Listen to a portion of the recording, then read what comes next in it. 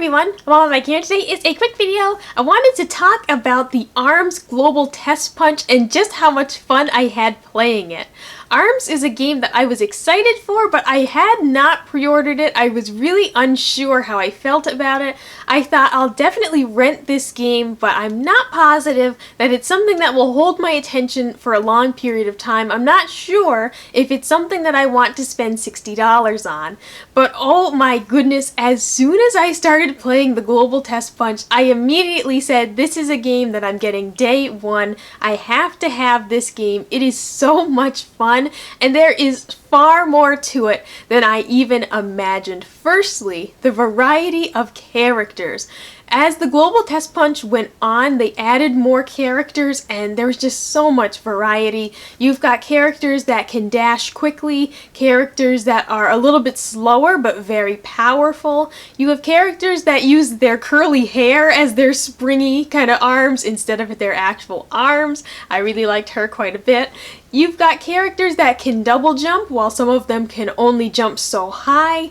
The characters felt different enough that I said there really is a definitive playstyle for each character and you really can customize how you play. Each character has 3 arm styles that they start with, but we found out from more kind of news about the game that you can unlock more arms for the different characters as you play the game. I'm just so excited just from playing the Global Test Punch. Aside from how much variety the characters had, my favorite characters being Ribbon Girl and Twintelle, then there was such a great variety of stages, and we didn't even see them all in the Global Test Punch, but they were so different. Some of them were uphill, some of them were kind of a great big bowl almost. Some of them were just more of a standard small fighting arena, but for the most part, a lot of them had these kind of springboards around the edges so that if you knocked someone toward the edge of the map, they would bounce back in. It added a lot of fun to the game. This is a fighting game that can be really intense and chaotic, but it's so much fun. This does not feel like a game to take too seriously. If you like fighting games, but like me, maybe you're not the best online, or maybe people can just be really mean online, this is a game that, in all honesty, it's just fun. Whether you're losing or winning, this game is fun and puts a smile on your face. And the variety of modes, just from what we saw in the Global Test Punch, I don't know if there will be more modes added, but what they had was volleyball with 2 to 4 players. And at first I thought, volleyball, this is a fighting game. But finding out how to use your arms to play volleyball was really fun, and I actually feel like it's a great training mode. It really helped me to figure out some of the skills my character had in a less pressure setting of I'm not in a fight, I'm trying to win, we're just playing a game of volleyball. There was also a basketball mode where instead of throwing a ball through the hoop, you're throwing the other player, and that was a lot of fun. There's also kind of a skill shot target mode where you're shooting at targets like plates that will shatter when you hit them, but you can also have a lot of strategy to that because you can also try to hit your opponent, and while you can't really do damage to them, you can knock them down so you can get more of the targets yourself. And that also has 2 to 4 players. A lot of these modes accepted multiple players, and I think that really changed the game. Playing volleyball one-on-one was a lot of fun, and then playing it 2-on-2 added an entirely new feel to the mode. There of course is also your standard fighting modes where those could be 1-on-1 or 2-on-2. The 2-on-2 modes are a little weird to get used to because you're tethered to your partner. It's a little bit strange, especially if you get partnered with someone who is a completely different playstyle than you. If I was playing Ribbon Girl or Twintelle and I got paired with a Mummy character who he is extremely slow and heavy, it was very strange to be tethered to someone who didn't have the same movement capabilities that I did, but also being tethered to someone with the same movement. It was almost like sometimes we were moving too fast. We were getting ahead of ourselves. It's very strange to be tethered to someone that you can't communicate with. As of now, there is no voice chat or anything like that. So it was a little bit strange to be tethered to someone that I can't talk to. but it also was kind of, it added that feeling of this is just for fun. This isn't a wicked serious game where everyone's talking on the mic and everyone's strategies are really, really good.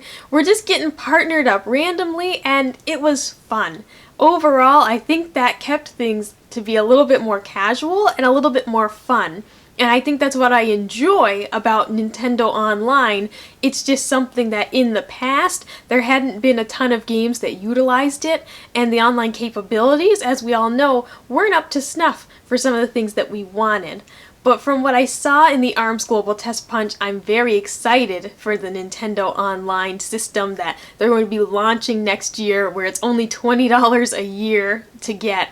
And I'm very excited to see what they do with it. And another mode that I forgot to mention was that there is a boss called Headlock, and he is a robot that attaches to any one of the ARMS characters. You don't know which one it's going to be, so his abilities change every time you face him. And there also are 3 levels. There's a level 3 Headlock, a level 4, and a level 5. And the game mode is just 3 players going against Headlock. It is so chaotic and fun, and not knowing what abilities he's going to have, it really, you want to learn these characters and learn their abilities. And as I said, playing these volleyball modes and playing that mode as well is going to help you be a better ARMS player, because you'll begin to learn patterns and learn what people's abilities are. If Headlock is being a Springman, then you'll know that, oh, he can be really fast and dangerous. Or if he's playing as the Mummy, then I know that he can hit very hard, but he's also very slow. So learning these characters' different abilities and moves, or also how Master Mummy, I think it's Master Mummy, how if he is blocking, he gains a little bit of health back. You can learn a lot about these characters by doing this kind of boss mode against Headlock, because he's going to be a different character each time you face him. It's a really cool concept. I enjoyed it very much.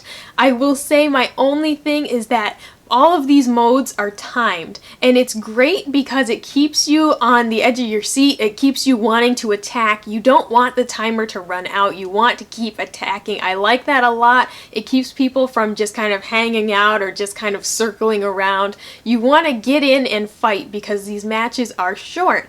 But I feel like the Headlock matches were a little bit too short, because we would be doing very well, you know, me and the 2 other people I was paired with, we would be doing exceptionally well, but the time would just run out. But because Headlock has different levels, Headlock at level 5 requires a lot of damage to be dealt to him, and even if we were all staying on our feet, not getting knocked down, I didn't a single time during the test punch, we weren't able to defeat the level 5 Headlock. No matter how well we were doing of not getting KO'd, not getting knocked down even, you know, I had teams that were doing exceptionally well, but the time limit was holding us back. I'm not sure if in the full game maybe you as well level up and eventually you'll be more powerful. I'm not sure how all that works because this was just a limited test of the game. And overall, I very much liked the mode, and I think that the better we get, the better that we'll have a chance against that level 5 enemy. But I'll say that each time we lost, it was the timer, not us getting knocked out. ARMS is supposed to be a fast and fun game. It truly is, in my eyes, a wonderful fighting game for people like me who aren't very good at traditional fighting games. It will keep you on the edge of your seat. Even watching this game is a lot of fun. And this is a game that is easy to pick up and play, but it is going to take a lot of time to really learn and master it, and I'm really excited for that. ARMS comes out on June 16th. I can't wait. The release date is coming right up. Let me know in the comments below if you are planning on getting this game, and if you played the Global Test Punch, what did you think of it? Like, comment, subscribe if you want to see more, and I'll see you next time. Bye!